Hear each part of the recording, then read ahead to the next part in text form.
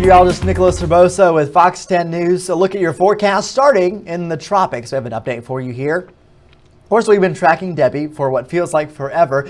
This storm now post-tropical, no longer a tropical system, but still causing impacts. Heavy rain, some flooding rain occurring now for the mid-Atlantic and continuing into New England. Also, we do have some tornado watches that have been out, and we've seen a few tornado warnings today. This storm will continue to move off to the north and east as well, eventually getting into Canada and will no longer be an issue. But that is now finally getting out of the picture. We are still keeping our eyes on things, though, in Atlantic. You can see it here. A big tropical wave in the middle of the Atlantic at this time has a medium chance of development, expected to track towards the Leeward Islands, and then eventually the Greater Antilles, Puerto Rico, the island of Hispaniola. Now, here's some good news. Early forecast models are indicating that this takes a very sharp turn toward the north and out to sea. Now, that's early forecast models, and we have time before this gets closer, so we have time to watch this, and we have time for things to change. So we'll keep an eye on things, but right now it is far out there, and we'll just watch it.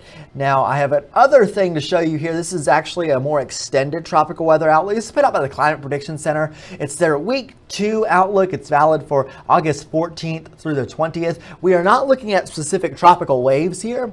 We are looking at more the broader sense. What could develop, what areas might be favorable for development. And you see a couple areas highlighted, in fact, one orange area where we could see some development. We'll just be keeping our eyes on things. We'll have paying a little more attention during this period, August 14th through the 20th there. And the longer range outlooks beyond this also hint at some activity.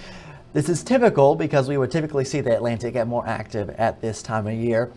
We have time to watch this, though, which is the good thing. So we'll be keeping our eyes on it, of course. Taking our eyes now to current weather, where things are looking quiet here across the southeast. It is very warm, though. Already 86 in Mobile in the time of recording here around 10 a.m. 91 in Tallahassee. We do have some thunderstorms that have been going on over the Gulf of Mexico. They developed late last night there on your Thursday night, and have continued into this morning. I have a few frontal boundaries that we've been tracking that have actually pushed through the area. One of them did last night. A little bit of drier air brought in for a brief period, and then those thunderstorms fired offshore. I'll take a look at the national picture. We can kind of see what is going on here. So we have Debbie, the remnants of, which is spinning here now over Pennsylvania, about to move into New York with some heavy rain there.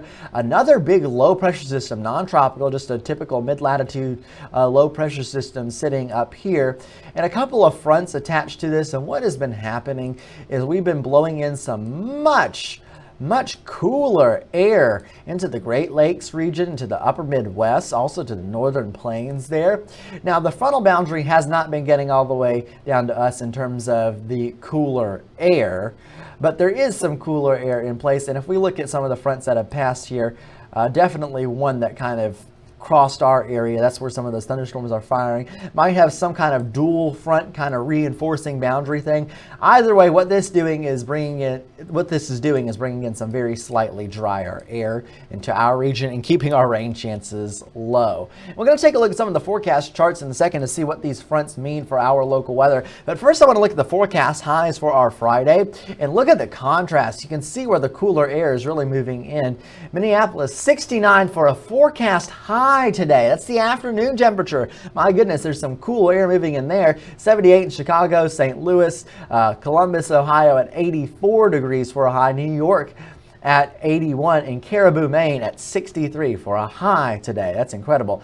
Meanwhile, here in Mobile, 97 for our forecast high, 98 in Houston. We are definitely very, very hot out here. I want to pull up some of these forecast charts and show what we could be expecting. So this is for Friday evening. This is a National Weather Service Weather Prediction Center chart. Kind of gives you a look at the forecast. And you see some areas of green near our area, and you can see that front that I was mentioning.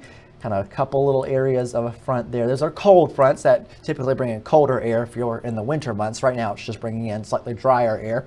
But for us, right on that boundary, we could see a couple showers. We've been talking about it. This evening, we could see a couple showers that develop. We'll take a look at our future cast in a second, but that is the main reasoning behind the showers, because we'll have this front or boundary in our area, might generate some of that. Looking ahead into Saturday evening, that frontal boundary stalls. We might have some coastal showers showers out there. Something we'll be watching. We're keeping around a 20% chance of rain all the way through the weekend. Elsewhere, we're going to have cooler air still flowing in, especially in the Great Lakes region. They'll be dealing with a much nicer period and a much calmer weather with high pressure in control there.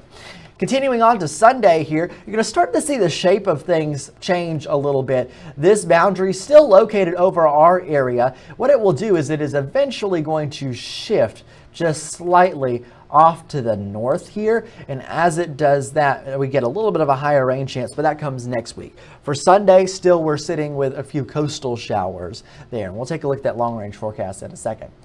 So here's what we're expecting over the next few days. I mentioned low rain chances all the way through here. Once we get past Tuesday, that front kind of reorients itself. We kind of get some reinforcement, and we could see a higher rain chance beyond that. We'll see that in our 7-day outlook. But for right now, our weekend forecast is hot. Very hot with very low rain chances here. So the heat's going to be the main story. 97 degrees both days. We'll probably have some heat advisories out there. And the rain chances staying low, so there's no relief in that. So make sure you're staying cool if you have weekend plans, outdoor weekend plans. Be ready for that heat. One of the outdoor plans could be going to the beaches. And we have good news here, a low risk of rip currents all the way through the forecast through Sunday. That is great for us to see. We'll keep an eye on things to make sure you stay safe down there.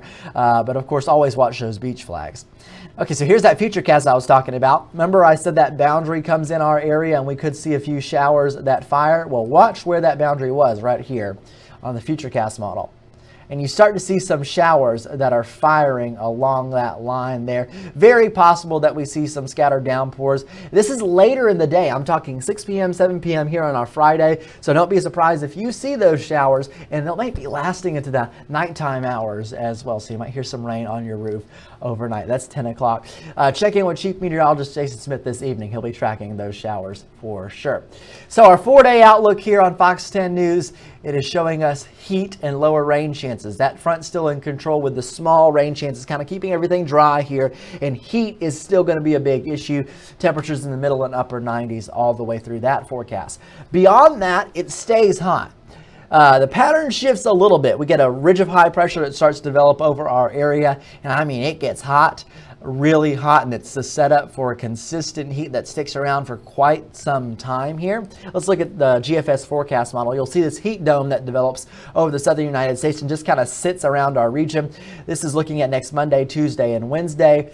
The fronts kind of reorient themselves to where we get a slightly higher rain chance next week.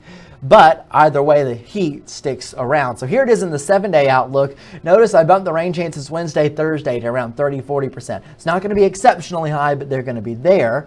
And then the heat sticks around all the way through. Let's get to our 10-day outlook here, where you can see these numbers don't go anywhere. Those rain chances finally come up, but it is going to be a really hot stretch. And this is going to continue all the way through around probably mid-August, or at least mid-August, maybe even later.